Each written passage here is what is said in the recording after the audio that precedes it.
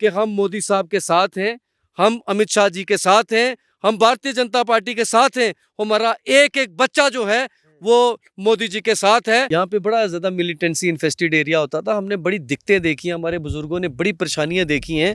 हम रात को यहाँ पे सोना हमारे लिए जो है वो मुश्किल होता था। हमारे लोग यहाँ से छोड़ के पलायन कर चुके थे। कोई रजौरी में चला गया था, कोई जम्मू की तरफ चला गया था। दिल्ली उन लोगों से हमेशा बात करती रही जिन लोगों के साथ उनके राब्ते थे। लेकिन ये नरेंद्र भाई मोदी का हम शुक्रिया अदा करते हैं, अमित शाह जी का शुक्रिया अदा करते हैं। जब से हमारे साथ उन्होंने बात की है तो मैं आपको बताता हूँ कि हमारे लोगों की दिल में एक खुशी का माहौल जो है पनपा है। एहसान भाई, क्या लग रहा है, क्या परिवर्तन हुआ है यहाँ पे 2014 से 24 के बीच में, क्या नजर आया आप लोग? भाईजान, मैं ये कहूँगा कि वन नेशन वन कॉन्स्टिट्यूशन, एक विधान, एक संविधान, जब से 370 हटा है और जब से गवर्नमेंट ऑफ इंडिया के साथ जम्मू कश्मीर का मैं कहूँगा कि एक दिल से नाता जुड़ा है। वैसे तो हम दिल से ही केंद्रीय सरकार के साथ हम जम्मू कश्मीर के लोग हमेशा थे, और ख़ासकर अभी आपने रजौरी के लोगों को के साथ बात की, हमारे बुज़ुर्गों के साथ भी बात की,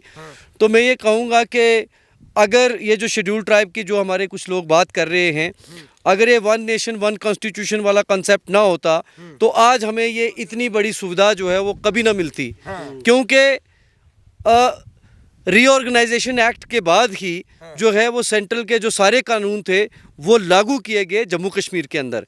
और जब वो लागू हुए, यहाँ के गुजर और बकरवाल जो समुदाय है उनको पॉलिटिकल रिजर्वेशन नहीं थी, उनको पॉलिटिकल रिजर्वेशन मिली। आपने हमारे अभी एक गुजर समुदाय के हमारे एक बुजुर्ग हजरात से आपने बात की, वो कितना खुश हैं।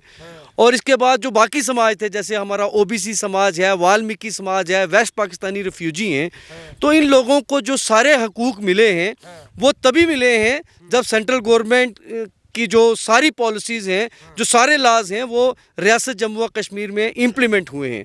तो मैं ये कहूँगा कि 370 का हटना हम सब लोगों के लिए एक बूंद साबित हुआ है। और जो खासकर हम इस खिता के लोग हैं, हमारी तो तकदीर ही बदल गई है भाईजान। लोग खुश हैं। लोगों, देखिए, किसी भी समाज के अंदर लोगों को जो बेसिक राइट्स होते हैं, जो बेसिक पॉलिसी जो गवर्नमेंट फ्रेम करती है, अगर उनको उनका हक मिले तो लोग खुश होते हैं। और हम ये सारे कहना चाहते हैं, और ये भारत की आवाम को आपके चैनल के वसादत से ये सारे लोग कहना चाहते हैं कि हम मोदी साहब के साथ हैं, हम अमित शाह जी के साथ हैं, हम भारतीय जनता पार्टी के साथ हैं। हमारा एक एक बच्चा जो है वो मोदी जी के साथ है। एहसान भाई, आपने जिक्र किया कि झंडा उठाने वाला कोई नहीं मिलेगा। अब चूंकि हम रजौरी आ गए तो हमको ये पता चल गया है कि आप पीडीपी के स्टेट प्रेसिडेंट थे, और ये बात तो पीडीपी की ही नेता ने कही थी। अब वो तो अपने आप को असली कश्मीरी, अस्सी जम्मू का, मतलब ये जो अनंतनाग कॉन्स्टिट्यूंसी है, मैं आपको बता दूं जिस जगह पे मैं खड़ा हूँ वो लोकसभा के हिसाब से अनंतनाग कॉन्स्टिट्यूंसी है। और ये मुफ्ती मैडम जो है, महबूबा मुफ्ती मैडम, उन्हीं की बड़ी बढ़िया सीट है।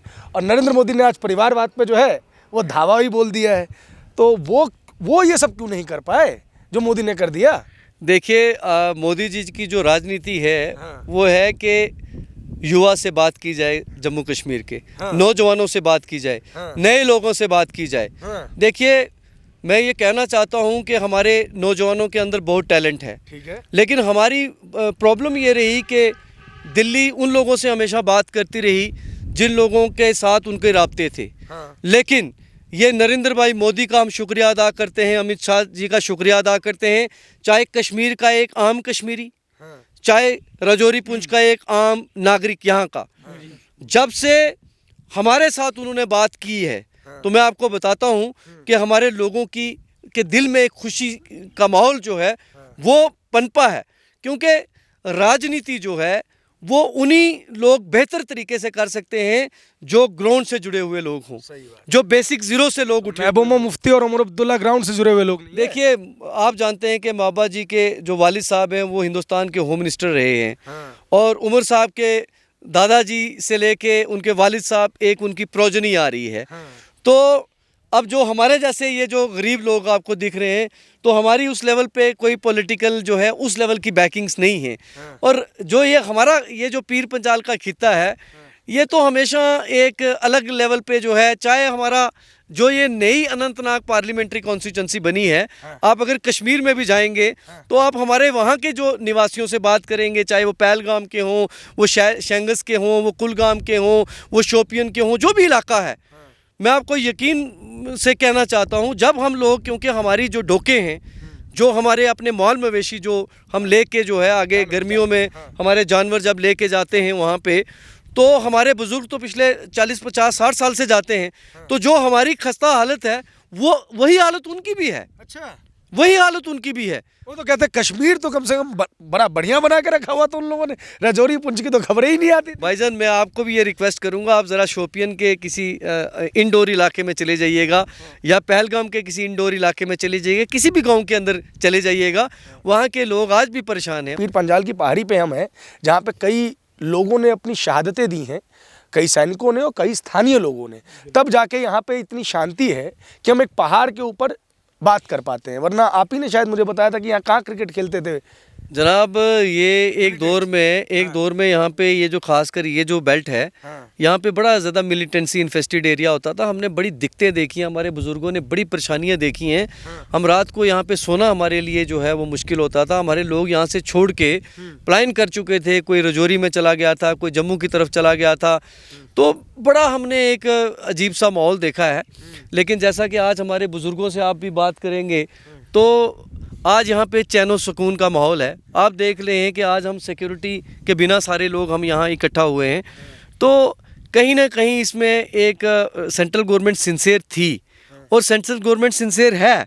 वो चाहते हैं कि यहाँ पे एक अमन का माहौल रहे, क्योंकि एक तरफ मैं कहता हूँ आप एक आदमी को एक सोने के चारदीवारी या सोने के मकान के अंदर रख दें, बट उसको चारदीवारी के अंदर अगर रख दें तो वो ज़्यादा प्रेफर करेगा कि वो खुले में घूमे, क्योंकि इंसान की फितरत आज़ादी है यहाँ। आज़ादी पूरी तरीके से है। हम लोग खुले डुले तरीके से जो है वो चल रहे। हमारे यहाँ पे शादियाँ ब्याह जो हैं वो हम सोच भी नहीं सकते थे कि रात तक वो जाएंगे। हमारे यहाँ कल्चर हुआ करता था कि हम जब शादी करते थे हमारी बारात हमेशा रात को आया करती थी, रात को फिर वो लोग रुका करते थे, फिर सुबह जो है वो हम डोली जो है हमारी जाया करती थी। फिर अचानक जब ये हालात ख़राब हो गए तो हमने वो चीज़ें बदल दी। दिन को ही हमारी बारात आनी, दिन को ही हमने डोली वापस भेज देनी। तो आज वो कल्चर दोबारा रिवाइव हो गया है, आज वो दोबारा वही माहौल हो गया है। तो हमें एक सपना सा दिख रहा है कि ये अचानक से ये जो शांति है ये कैसे आ गई। तो मैं कहूँगा कि इसमें सबसे बड़ा जो रोल है वो हमारे नरेंद्र भाई मोदी जी का है, भारतीय जनता पार्टी की लीडरशिप का है और भारत सरकार का है। हम उनका शुक्रिया अदा करते हैं।